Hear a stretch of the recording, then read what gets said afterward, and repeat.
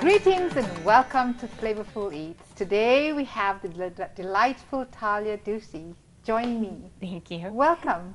Thank you so and much. we have a very interesting topic today, a very interesting food. We do. We're using the unusual legume called the red Adzuki bean. I love this bean. It's great for winter, for making yourself warm when it's really cold out, and it's just a real good stick to your ribs type of bean, full of nutrients, full of vitamins and protein, folic acid, B vitamins. So today we're going to be making a couple of my favorite winter things. We're going to be making red bean soup, sweet bean bun for dessert, and a coconut bok choy to go with the soup. And the last one? And the last one will be the piece de resistance will be some chocolate dipped mandarin oranges. Yeah, sounds like a good plan. So, you know, in keeping with Heart Healthy Month, we're trying to be healthy. So Talia is going to start off by making the soup. Just measure that. Here we have 3 cups of the red bean. Typically one would have this soaking overnight because it is a very hard bean. But she's already washed it, dried it. Already washed, already dried. And you always want to wash your beans because you never know if there might be a pebble in there or something. So you need to pick it out also. You need to always put it on a flat plate and just, you know, to look out. Kind of fish through it because it's about the size of a rock and it's easy for rocks to just kind of go unseen. And you don't want anyone eating a rock. Definitely not. So to that, she's adding that into a deep, deep pot. Roughly double the quantity of water, I should say, just at least enough to cover the beans by a few inches. Yeah, so she's cooking about 3 cups today? Yeah, about 3 cups. It's probably about 5-6 cups of water, so it looks just enough, about yay much over the beans. And we want to boil this on high, as high as your stove can go. They typically take a while, but these are going to take around 3 hours to get to the soft point that we're going to want them at. So if you have had to soak the beans, it actually will help to the sugars to, you know, people have, some people cannot digest beans as easily as other people can. So if, in order for it to be digestible, it's better to soak it, and then the sugar in that becomes a little bit more easy to digest, and then you don't have the flatulence problem. Exactly. A lot of people have trouble digesting the skins of a bean. And it also helps to loosen that up as well and get all of the proteins and sugars and salts moving around in that. So from that, we're going to be going to the bun. The buns today, we're doing yeast cooking too. I mean, this is the boiling method, and then we're going to yeast. I do want to add a cup of a fourth a cup of maple syrup into the red bean. A lot of people like to use sugar, straight sugar, but we're trying to avoid the refined extra sugars with. So do you add it already, or do you leave it to? Okay. Oh yeah, I put it. You can put it in at the end. You can put it in at the beginning. But if I don't put it in at the beginning, I will forget. You may forget. So you're using quarter cup of all natural maple syrup, none of the fake stuff. Yeah, it comes all the way from Canada, huh? Or Vermont, or New England. It's quite big. Yes. Yes. So So she's putting it to boil. And I got a little bit everywhere. The reason she's using, my understanding, maybe the reason she's using not everybody can tolerate the taste of the straight bean, because it can. Yeah, some people just don't like Adzuki beans, but if you're adding these little things like this, it seems to make it much more widely acceptable on a palate, right? Palatable. So while that's boiling and getting on its going, she's going to be making the beans, which she's using yeast. Yeast is We're going to make a bean bun now to accompany the bean soup. Now, after this is all done boiling, we want to reserve a cup of beans drained. So when they're soft, take a cup off, put them aside, and you want to mash them with a potato masher, or anything that will work really, and also add a fourth a cup of maple syrup into that as well. So it becomes a more of a concentrated sweet, not a sweet, but just enough to be not just bean flavor. Right, you want it a little bit more. And we get all the antioxidants from the maple syrup. So going on with that now, we're going to be starting with the. It's always important to have warm water. Warm water, yes, water. And luckily we have it. Yes. A cup of warm water goes into the bowl. And to that you're adding Yeast. Yes, we are adding some yeast. We're adding 2 1/4 teaspoons of yeast, which is what's in your general packet. We're using rapid rise. So I was going to say, to make it work fast, we're doing rapid rise, so it goes quickly during For this TV cooking show. magic. Right, and then you just sprinkle that over, and then in order for the yeast to grow, one needs a tad bit of sugar Right. and a little bit of salt. Yes. So So we will be taking a little pinch of salt. yeah, And that goes in. You just that's want like half a teaspoon. For 2 cups of flour, I would think like half a teaspoon of salt. Yeah. And then, yeah, like I said, And you want to the mix yeast, it around. The yeast needs to feed off both these things in order for it to You work. need to wake it up with the warm water, and then it wants to eat the sugar, and it's going to get all bubbly and frothy and ready to put flour in it. Now that'll take about 10 minutes or so for the yeast to activate. Right, but the good thing about this fast active yeast, one can actually skip that step, and the flour works very well.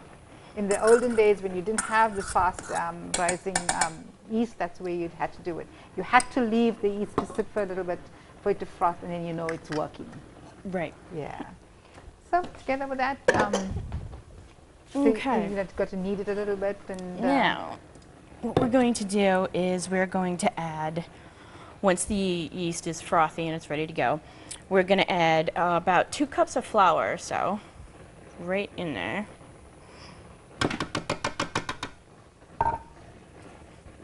Mix until combined. You know, take or give a little bit more water, a little bit less water, depending. I always start with about 2 cups just in case. I don't want it to be too dry, because then you kind of defeat the purpose of the yeast. And if you look at here, this is busy baking. I mean, boiling already. Yeah, that's boiling away already. Yeah. The, So you've got quite a very, it's like a thick batter, huh? it is much like a thick batter. And after that is all combined, it's going to rise at least double in size to about, roughly about that. Started out about the size of my fist. So it's about doubled in size. So you didn't have to knead very much like you normally would. No, for this dough you don't need to knead it too much. I typically just flip it over as soon as it's combined in the bowl and just pound it once, and then I just let it rise. It's kind of a no fuss, no must type of dough. So do you need a board underneath that? I do.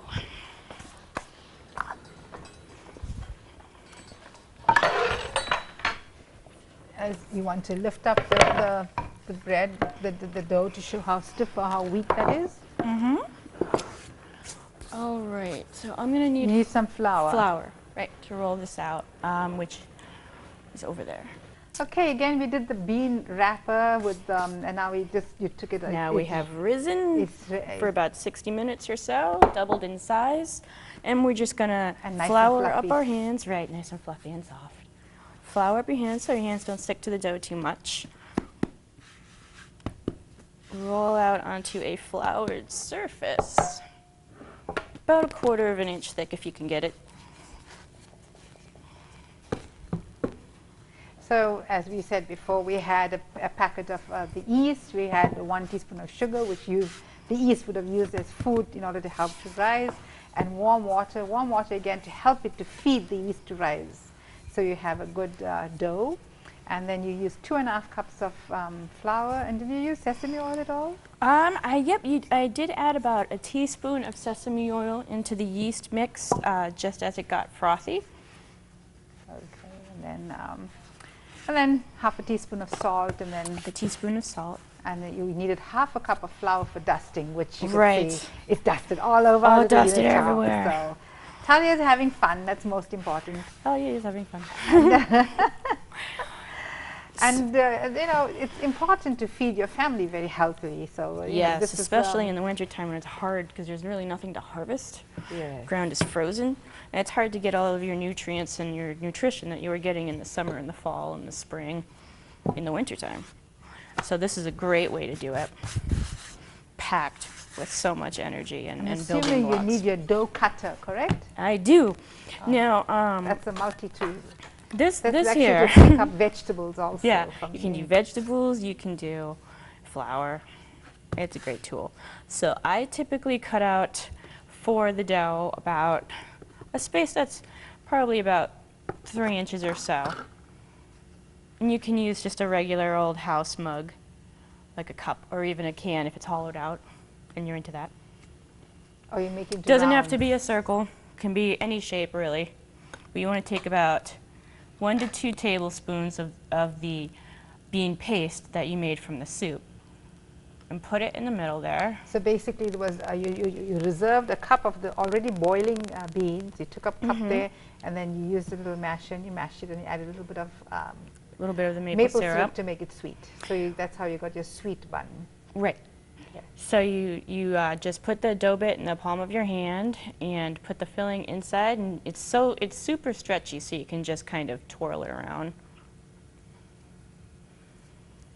And now this is not the way these buns are traditionally made, so No. this is the way Talia found a way to make a bun. So. Oh, and we want to, that one's not so pretty, but the next one will be pretty. The first one's always a little funky. So we want to turn on our steamer. They're going to steam for about 20 minutes or so, but I like to turn it on and get it going first before it's all full of stuff, and then I have to open it up and the steam comes out and it's really hot. So I spray the inside of the steamer with Pam. All right, so if you don't have that particular one, please don't feel afraid to take, you can take a regular pot, and quite often now it's come with a steamer. If you don't have that, if you have a little colander that looks similar to that, you can actually place it like a double boiler and make it a steamer that way too. So one that doesn't necessarily have to have a steamer in order to steam these buns. So you could do it on the stove top. Right. Another electric gadget in your like kitchen. a homemade steamer, you know, like with a strainer / colander and a pot of water. Right, and like we said, this is originated in Japan, but I mean the name Adzuki comes from Japan, but it is really an Asian legume. I mean, everybody in Asia uses it, and now everybody everywhere uses it. Yeah, actually, it's you'd be hard pressed to find Western people that are really familiar with red bean. I think your soup is oh yeah, that's ready. Boiling, so it's ready. So basically, she just boiled it down and added salt, and it's ready to go, right? Just you just put it on the stove and you just let it go. So these are typically more picturesque. Okay. So it doesn't open out in the steamer? Well, typically when they cooperate, you can twist the top and it will just be a little spiral and it will work just fine and it won't open and you won't be able to see any red bean. So what inspired you to make this particular recipe?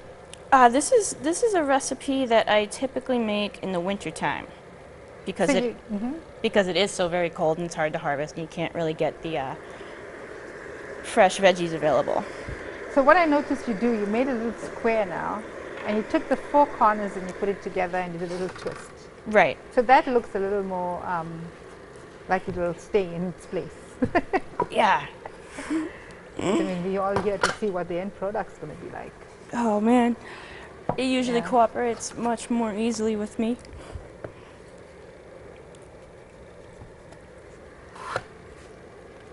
So we'll carry on doing this and we'll get back very shortly.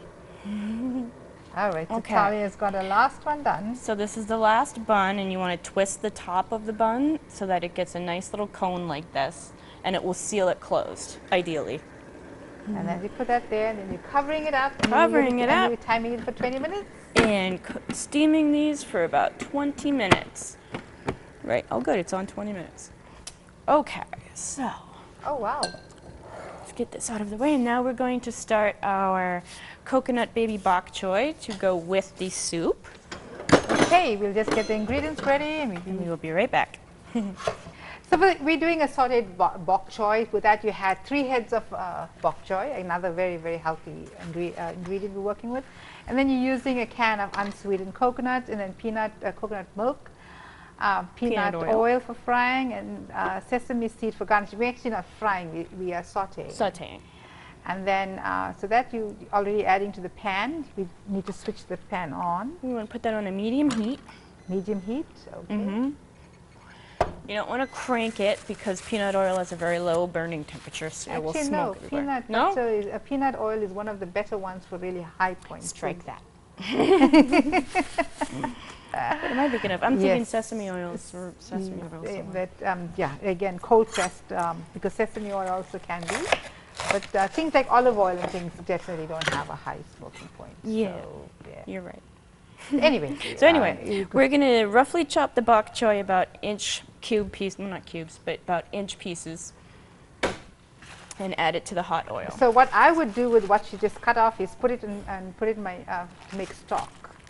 It's a very Oh, that's a good idea. Yeah, and actually I wouldn't. Yeah, I just take a little bit of the root part of it.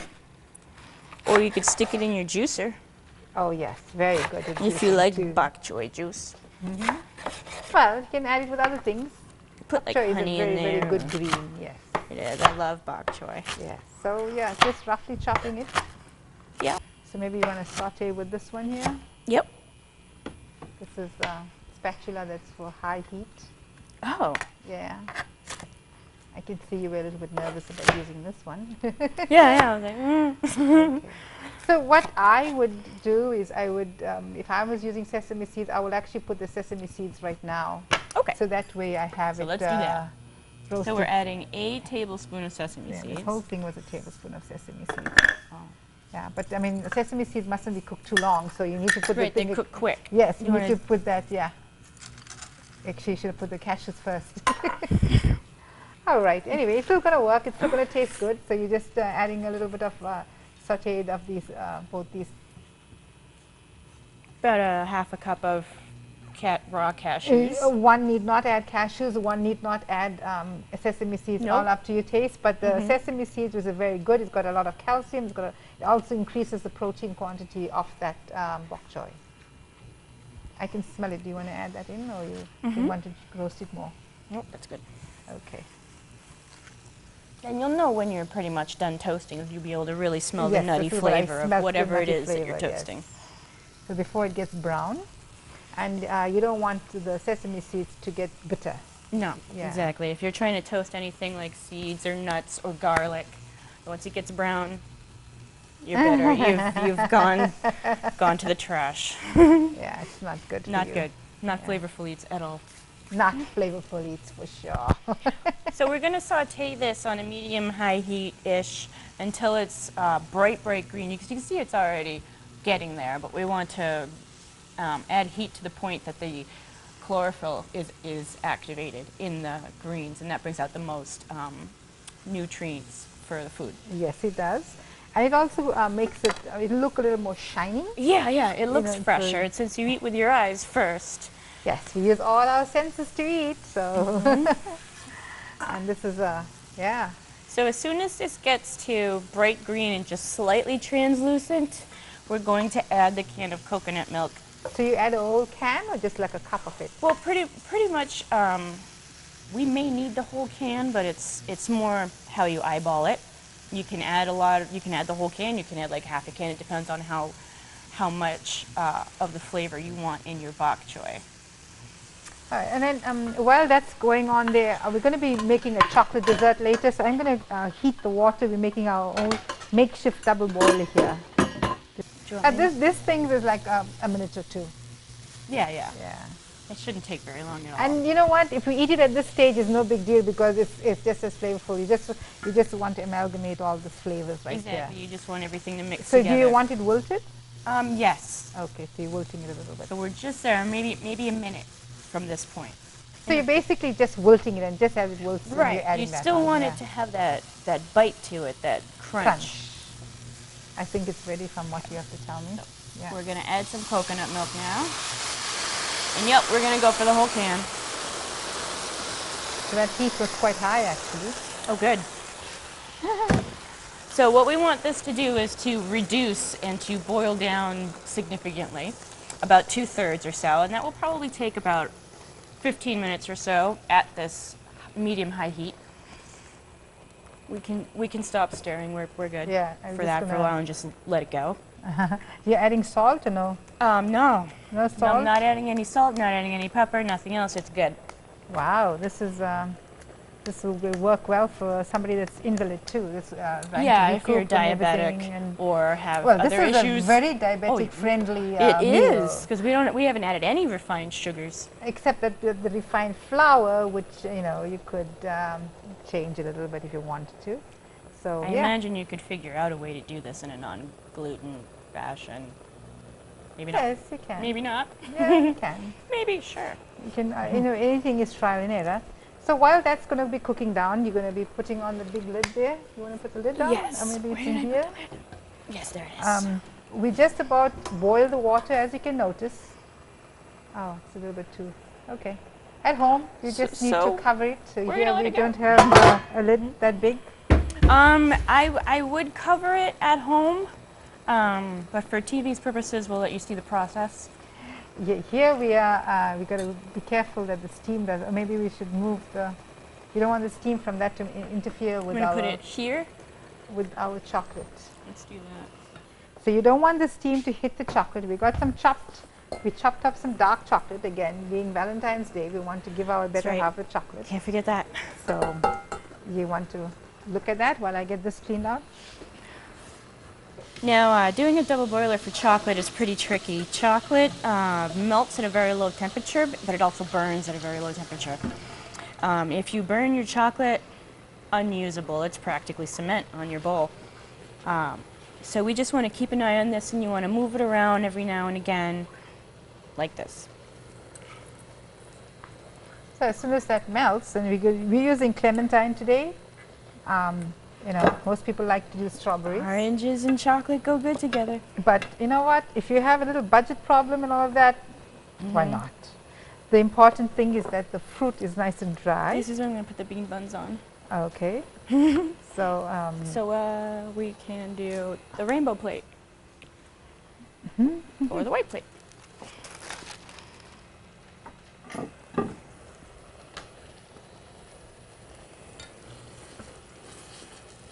This is coming along nicely. You see how it's reducing and the coconut milk is kind of pulling away, becoming thicker. And what's happening here is the water is evaporating out of the bok choy and out of the coconut milk, and the sugars are becoming more prominent, which is what is making it nice and thick.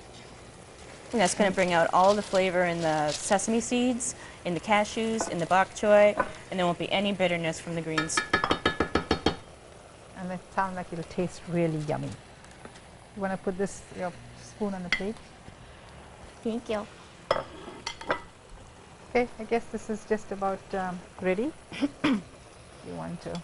Oops. Oh, we lost a leaf. You lost a leaf. That's okay. All right. You want to just make sure that the fruit is dry. Very important. So that the thing goes right. You want to do half? You want to do full? I'm going to do a half. I'm going to go for a half. Okay. And then I don't need the little tool. But if you do a whole, this little thing really does come in quite handy. See, I went halfway. And we're placing it on a greaseproof paper so wax it doesn't. paper. Yeah. This is wax paper. Mm-hmm. Yeah. And then you want to use your tool now? Yeah. And pick that one up. See, if you have an egg dyeing kit at home, then you've done this more than once. The egg dyeing kit, if you do have that at home, it's got a great little tool in it, this little gadget. But I mean, this particular one is not a egg. This is not for eggs. This is just a pack for fondue. Chocolate, yeah. You're doing this so easy. But if you have some kids at home, you probably have the egg drop, the egg thingy. All right, and then the thing is, one doesn't have to do just that. One can do, actually, if you peel the skin of the orange, one can candy that and also put it into chocolate and serve that. And you could use a whole orange too. Try and make sure that it's organic though. Cooked oranges. Cooked oranges. Boiled in chocolate. What a way to go. What a way to go. There you go. Should be so lucky. And then just place this for a few minutes in the refrigerator until the chocolate sets. Until the chocolate sets, yes. And we're also using 98% proof cacao. This one here is a very, very dark chocolate. So this is really heart healthy. No sugar in that at all. You just tasted it, right? Yeah. The good thing about making all of this thing, you get a chance to even cook and taste it. I'm going to put this off because I can see Sure. steam coming out of this. Yeah. You're not supposed to have steam come off this. You don't want to mess up your chocolate. There you go. That looks like you're having so much of fun doing that, Talia. So much fun. And it looks like I'll scoop this one out and then we'll give our bok choy a stir because it looks like that's coming to fruition. Haha, fruit. So we can turn the heat off on this. Now just press off. Let's just press off. Who knew? Oh yeah. Sorry. Awesome. No, this is okay. Okay. So even if you get a little bit of caramelization on the bok choy or on any of the nuts or seeds in here, that's totally fine. It's only going to add to the flavor. Okay, so we're ready to plate. We are ready to showed plate. you a little bit of how we did the chocolate-filled oranges. We have our bok choy to go with the soup, and you have your And little we bun. have our bean buns, which bun. should be coming up on done. Yep, they're Yeah, done. they're done. You can see that actually from here you can see that they're all done. You can see that they look like wonderful, delicious buns of lovin'. Okay. So Talia, you did a fantastic job in putting a very nice, nutritiously dense meal together. And somebody may argue there's a lot of carbohydrates, but really speaking, that's not the case.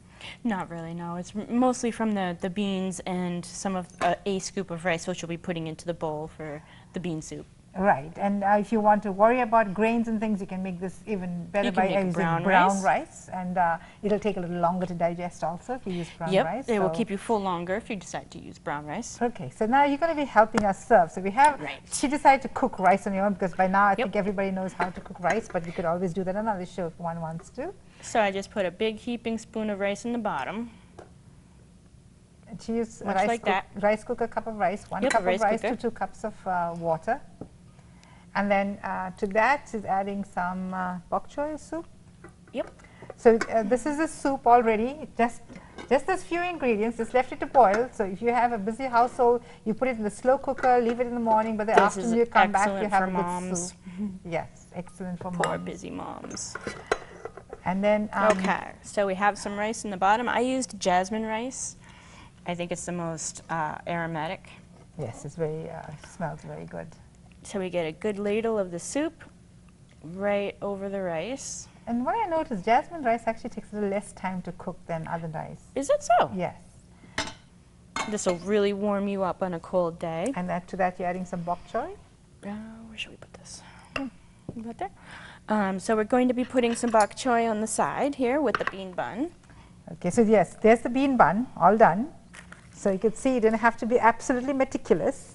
Nope. It'll work. Yep. Yeah. It can be ugly and still work. So a little bit of the bok choy right over here. So now for all one needs to do now is to dig in. So you have soup spoons out there. So Talia, we've done a great job. You've done a great job. You've put this together. You've sponsored the show today. Thank you very much. Thanks for having me. It was a blast. And yeah, if anybody has any comments, please do try these recipes. They're foolproof. As you see, she worked it right in front of you. She did it from scratch. The boiling of the beans does take a little longer. It does. It takes about 3 hours or so, and it really helps if you soak them overnight. And it's also, yes, it cuts the time by 25%. And with that, any comments to flavorfuleats@gmail.com. And thank you for watching. Till we meet again. Bye from Flavorful Eats. And thank you, Talia. Thanks. Bye-bye.